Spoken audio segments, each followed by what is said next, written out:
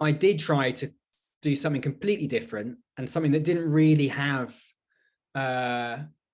it wasn't something familiar either to my audience, or I think, or generally. I'm really proud of it as a kind of piece, and it was more art, it was more straying into the world of art, conceptually, than documentary. But actually people didn't know what to do with it. And I had a very odd, I had quite a difficult experience of, I was using Patreon at the time to support my my work, and I'd sort of slowly over a course of a couple of years built up a following on Patreon that was kind of getting close to being able to sustain me basically and allow me to work on this full time. And then I did this 5-part series, and every time I released an episode, dozens of people would cancel their subscription. And it was this very weird thing of waking up every day and then saying, oh, 5 more people have cancelled their subscription, and so on and so forth.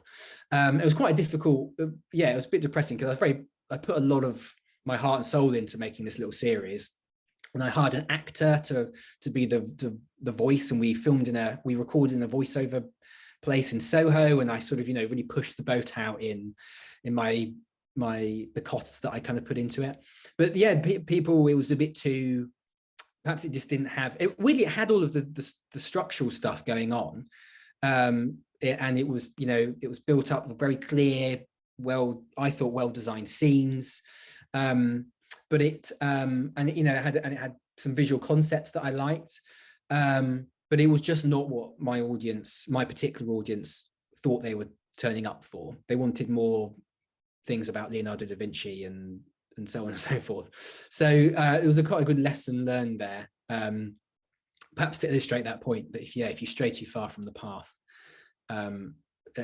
into the too far into the unfamiliar, then people will struggle. But that's not necessarily bad. I mean, great art is when people do go into the unfamiliar, isn't it?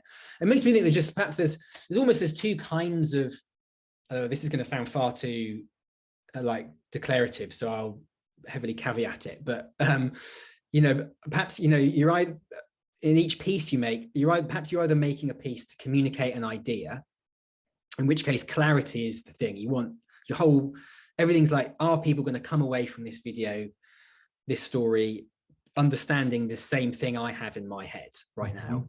Is the controlling idea, the big idea in my head, is it going to go through the telegraph cables into your head in the same way?